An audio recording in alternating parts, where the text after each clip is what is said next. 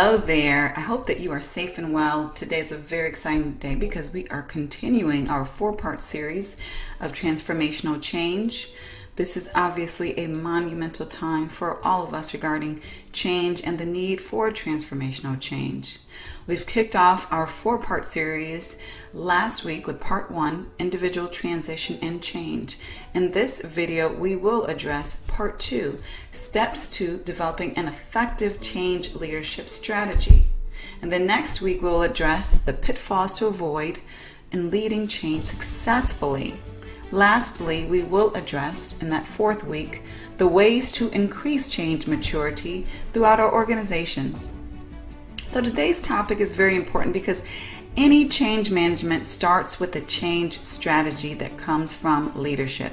If the change strategy is faulty, any attempt to effectively manage that change will encounter problems. The change leadership strategy is the foundation of the house that is built through change management. If you've ever seen a structure built before, then you know that a faulty foundation will lead to critical problems throughout the building of that structure. So there's 9 very important elements to address when developing the change leadership strategy, and we're going to get into those right now. So number 1 is understanding your burning platform. That's the reason why you need to make that change happen.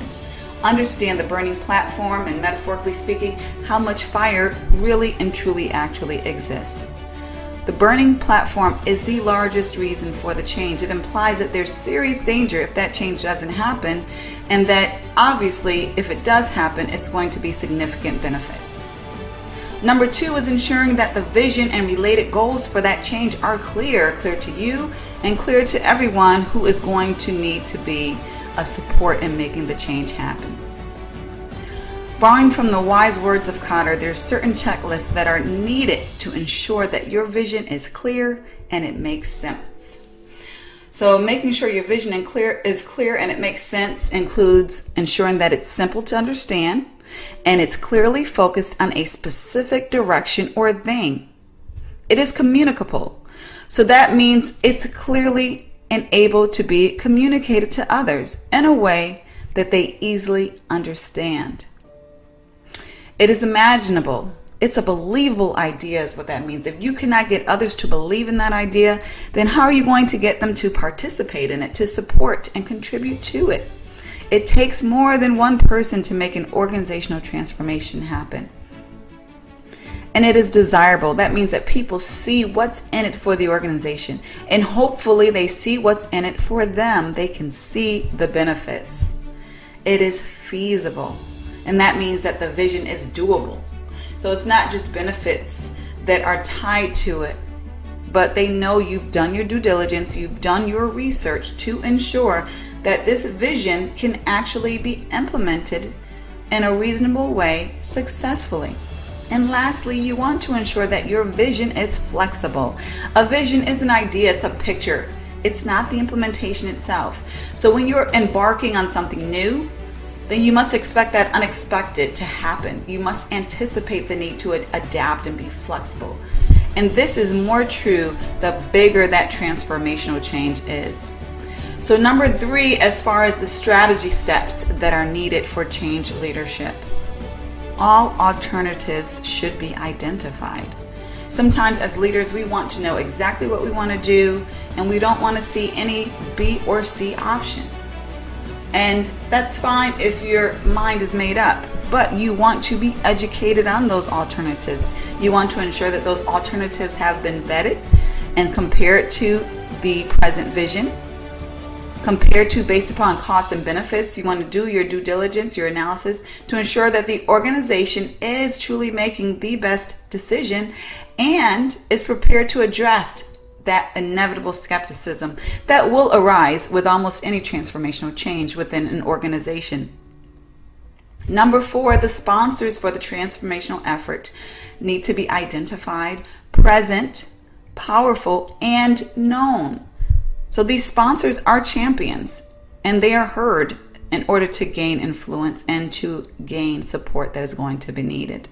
For an organization to make a change that affects the entire workforce, sponsors need to lead that change. Those sponsors need to be well respected, have authority within the organization. Such important authority often includes positioning authority, like a COO, for example, financial authority, like a CFO, or a leader with a significant P&L to support. In this sense, the people respect different elements of authority, and that will help to gain the support that is needed, especially from SMEs throughout the organization, and to buy the right resources that will be needed. The presence of the right sponsors in a change effort can and often will make or break the success of a change. Number 5 in change leadership strategies is the potential investment is very clear. So anyone who has led an enterprise-wide organizational change know that the costs and investments required will fluctuate, oftentimes beyond the initial prediction. So this is why the agile approach is often so popular. However, when we do our due diligence, we can often be at least in the ballpark of what the cost will be. We want to ensure that those investments are aligned with the ballpark costs of what the change will require.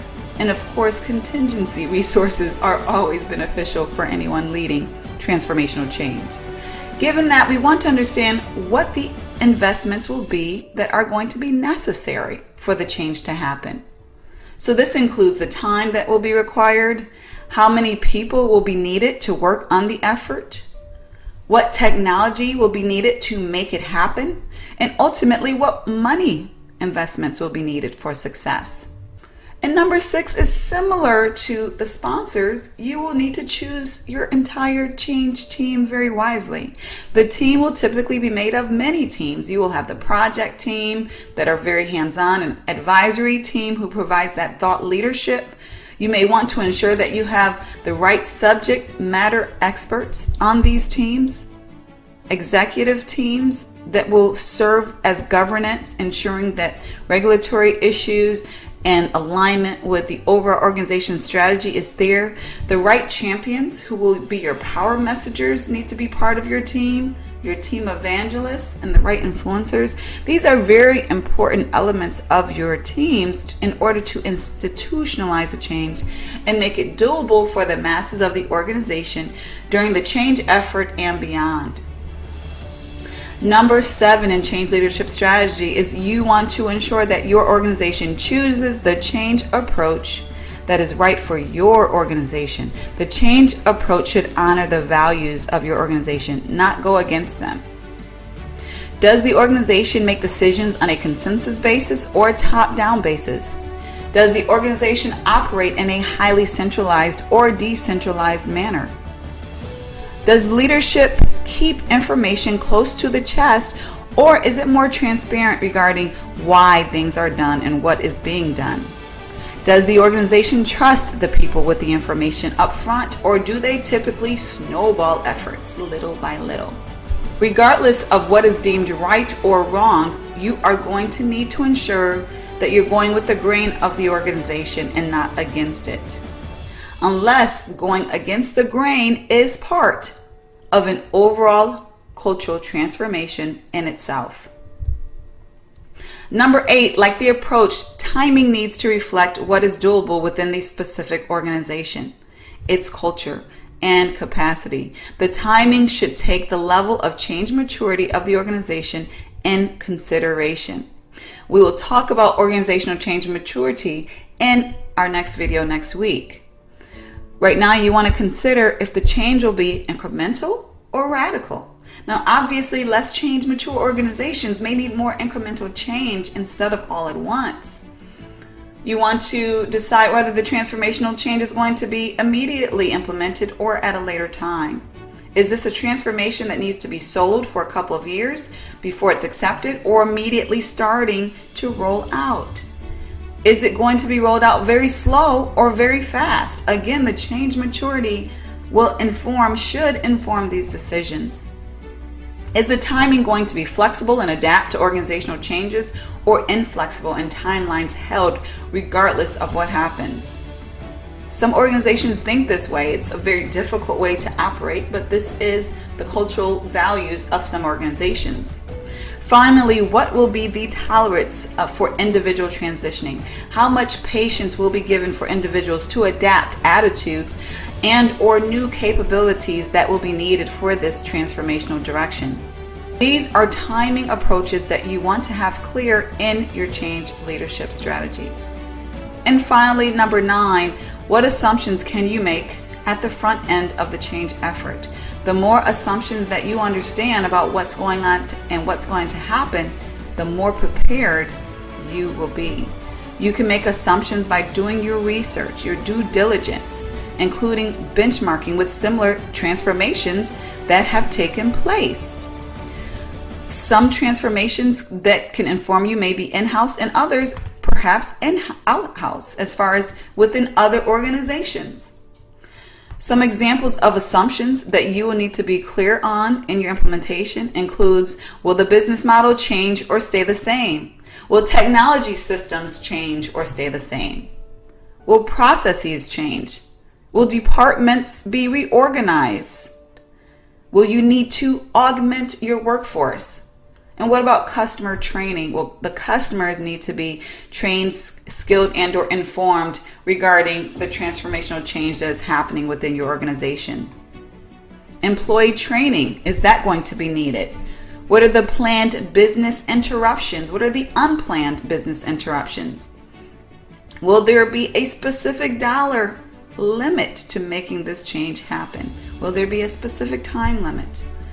So your assumptions can obviously be endless based upon the needs of your organization, but you do want to be clear regarding what they are. So these are the 9 elements that are necessary for a comprehensive, effective change leadership strategy. To learn more about how to bring change to your organization in an effective way, or to explore the change certification programs for your organization and various classes related to that, check out the more information that is available through the link. You can also, of course, always schedule any time with me. Exploratory session is available complimentary through the links that are available as well. I wish you the best on your transformational change. More than likely you are going through one, just because most organizations are right now, if for no other reason due to COVID. Wish you the best. Share this information with anyone who you believe will benefit, whether it's a colleague or a friend, and have a great day. Take care.